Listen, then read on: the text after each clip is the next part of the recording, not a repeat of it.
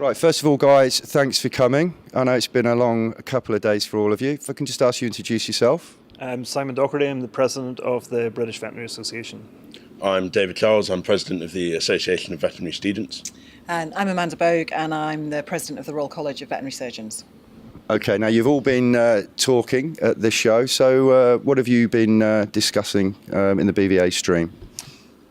Quite a lot of different issues. It tends to be that we use BVA Congress as an opportunity to kind of cover a lot of the sort of contentious issues that are facing the profession at the minute. So we've taken the opportunity to kind of get a few good news stories out there. So we've launched the My Vet Future Careers Hub, which is fantastic. We've had some really good feedback on that already. We've had a number of different presentations around One Health, including the Wooldridge Memorial Lecture today, which was very much a really entertaining presentation by Mike Dilger from BBC One Show. And we've also then had a couple of really good sessions yesterday on workforce and workforce planning. David.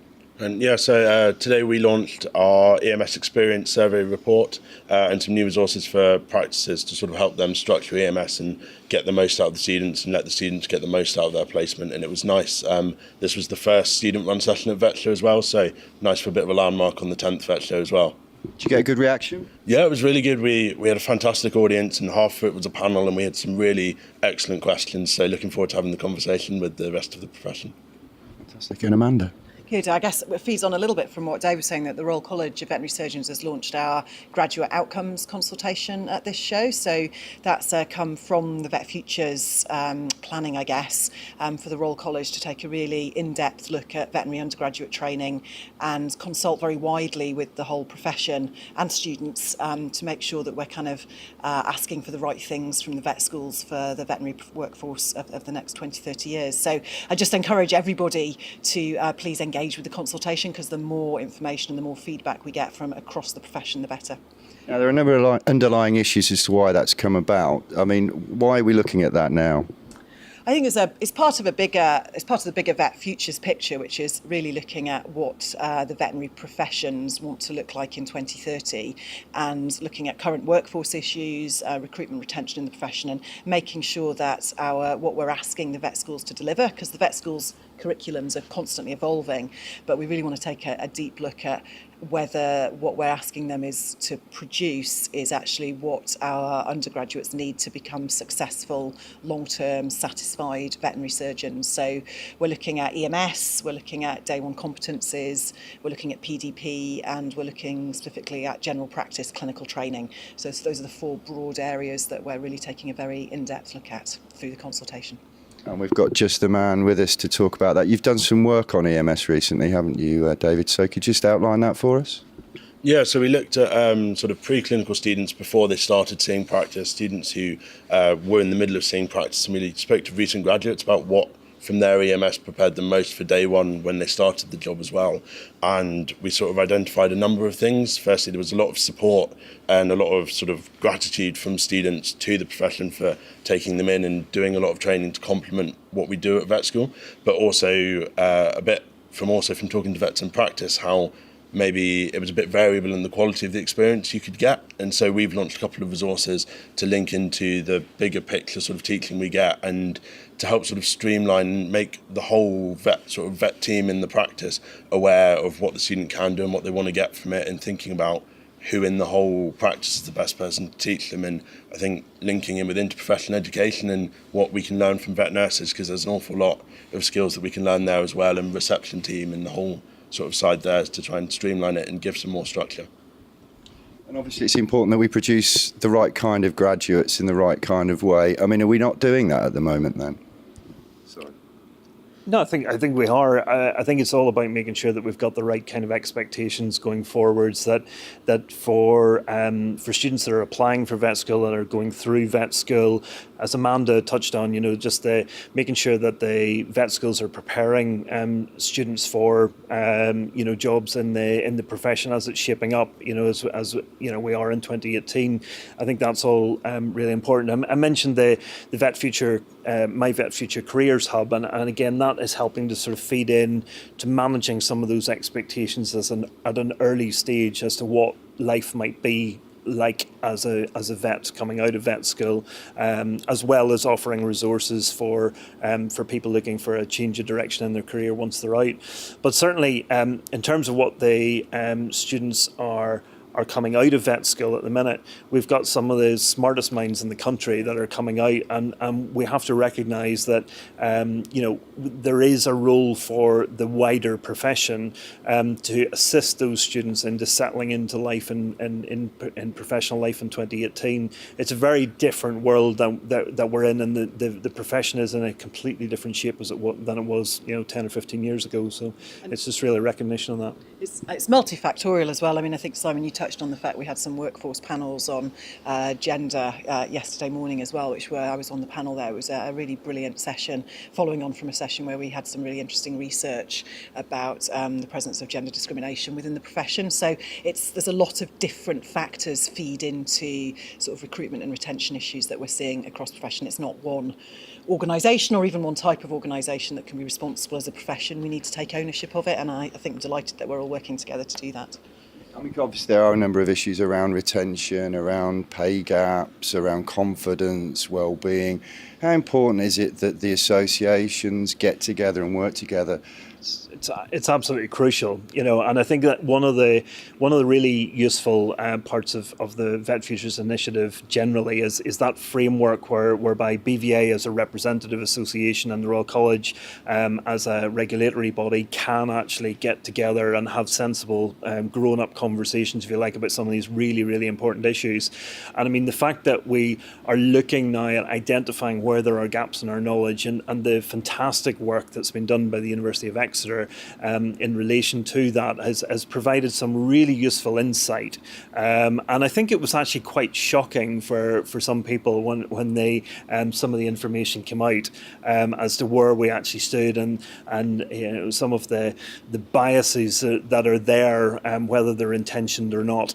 I think was really quite surprising for a lot of people, and a lot of people came out thinking, wow, there's something really, we need to change here going forward. So yeah, but that kind of combined approach is absolutely crucial. I'm bringing in the students at an early stage and other stakeholders. We've one of the other things that we did at the show was to champion the Inspired by Vet Futures initiative, and Vet Stay Go Diversify as a Facebook forum then was given the opportunity to present some of what they've been doing in terms of that engagement with the broader sort of part of the profession around some of these really important issues. And as we touched on, it's vital the students are part of this conversation, David. I mean, have you been, any other students you've been chatting? There are a lot of students here over the last 2 days? Yes, it's been quite good that sort of as part of the sort of package of us running the first student session, we also had like a rate for students as well, which made the whole of Veterinary a bit more accessible to students. And I think we had 60 or 70 along today, and this is the first year, and next year hopefully we'll have more. And it's been a really good chance for students to be aware of the kind of support and how well the whole profession think of us and how much they want to support us. And I think that's what's come out of some of the EMS conversations with practitioners as well, is that everybody takes EMS students because they want to invest in the future of the profession. They want to pay it forwards, and I think it's just really welcoming for the profession to have students along to these sorts of things and have us as the voice in the room, and it's a good profession to get into. Yeah. I mean, obviously, Vet Futures and all these things going on. It's important to remember, I guess, the veterinary profession has always been looking at itself, challenging itself, and how important is it that continues to happen? I think it's always important to look to the future, and the future never stands still. So you're absolutely right. I mean, the profession's changed immeasurably from 200 years ago, 100 years ago, 50 years ago. So it is super important that we keep looking to the future and keep making sure that we're planning so that we are a profession that thrives in the 21st century. And there's obviously multifactorial challenges out there, and I mean it's important to remember that it's a good thing to do. It's a great profession to work in. It's there's a lot of positivity out there as well, isn't there, Simon? Yeah, again, absolutely. Certainly when I made my kind of few opening remarks yesterday morning, one of the things that I touched on was that my theme for the year is one veterinary community, and actually London Vet Show really gives people the opportunity to really embrace that, because a lot of people will come along and be there for a bit of CPD, but actually the opportunity to interact with the broader veterinary community, working with vets, nurses, with other vets, catching up with colleagues, the opportunity to walk the floor at the trade show and work alongside companies that are offering possibly new products or new services. That's all part of the London Vet Show experience, and I think that's really important that again, in terms of how we're working on a day-to-day basis, that we can leave our practices or our academic institutions or whatever and come together for a couple of years and a couple of days and share those experiences. I think it's really, really important that we can do that. So we obviously heard the concerns of the associations and the thoughts of the college, but I mean, what concerns the veterinary community? Sorry, the students at the moment. I mean, what a big issue. I think EMS is always up there, but I think it's really reassuring that some of the work we've done linking into the graduate outcomes conversation that's going forwards is that obviously we're very well listened to, and I think most of our concerns we're in the room, we're having the conversations, and with the vet schools, with BVA, with the Royal College, we're looking at those sort of things as well. Something that's always been quite paramount is support as a new graduate as well, and over the years we've seen loads more work done on that, and I think graduate outcomes will look at year one competencies and that side of things, and I think support is something that we're very aware of, that we'd like when we come out the other side, and coming to this, it's really, really reassuring that the whole profession takes that really seriously. And it's vital that an association like the AVS continues to champion the cause of vets. Yeah, absolutely, and I think we'll always make sure we are in the room and we're doing more of these sorts of things and making sure that we're present to the whole profession, and I'm sure there's a good future for AVS as well. Lots of really good young reps coming through as well, and it should be an exciting time. And you're all vets here, finally. What's great about being a vet? For me, it's the diversity. I have to say, I've had a couple of things have cropped up during my career that have taken me off in a different direction, and it's been the opportunities that have been put in front of me have just been absolutely fantastic.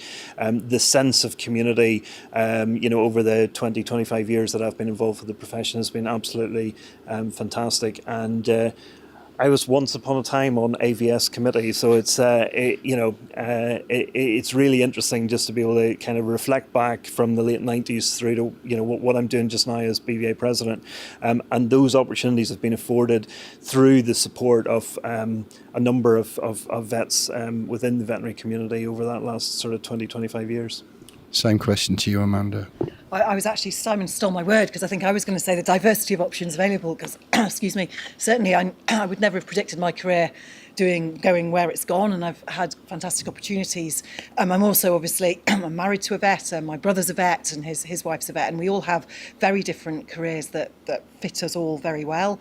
And I think the variety of things that's available that you can do, and I think, as Simon said, that sense that we're all, although we all do different things, we're all actually fulfilling a really important role in society as well. So we think we can feel good about all of those different roles that we do. I guess that's the point, isn't it? I mean, it's not just about being a practicing vet. The veterinary degree does open up. It's a passport to a whole load of other careers, isn't it? Yeah, definitely. And I think coming to this has really reinforced that, and seeing a lot of the things on the BVA streams and with the Stego Diversify group and that side of things, I think students are more aware of the whole plethora of things that we can do with our degree. Not just clinical practice, but obviously clinical practice is still really important, and it's nice to know that we have a lot of options open, and it's not just the one route, but everyone's always going to appreciate clinical practice. So. And just going forward for 2019, what are going to be some big things BVA are going to be looking at? Brexit. It's the elephant in the room. Yeah, I mean, it's been really interesting actually, even over the last couple of days. literally, as we had Angela Smith, doing a session for us yesterday on, whether Brexit was going to be good or bad for animal welfare, and even during her address, the cabinet was in meltdown. So it was we're in this particular year, we're in a position of real flux politically, and the knock-on effects of that on animal health, animal welfare, veterinary capacity, veterinary capability, certification, shortage occupation lists, the whole raft of different elements which are kind of linked directly or indirectly to Brexit. So certainly for the next year going forwards, it'll be really interesting by London Vet Show 2019 to actually be able to reflect on some of the things over the next year. And obviously Brexit's going to be exercising you guys at the college, but what are going to be some of the other issues? I'm thinking telemedicine, obviously the grad outcomes stuff as well. Yeah, well, I mean, I think we are sort of midway through our 2017 to 19 strategic plan, where we committed to look at innovation in a variety of different ways in the profession. Also to look at, I think, as Simon said, some of the broader workforce issues and how we can expand the role of the veterinary nurse potentially, and sort of the vet-led team initiatives. So we're looking at a whole range of actions there to complete our 2017 to 19 strategic plan, and we'll actually soon be kicking off the planning for the next one. And personally, I know I've been very public about this, but raising the awareness around sort of diversity in all its forms, not just gender diversity, but socioeconomic and racial diversity as well, is an important immediate project for me as well as fitting with our overall plan. And for you, David, what is it, getting qualified?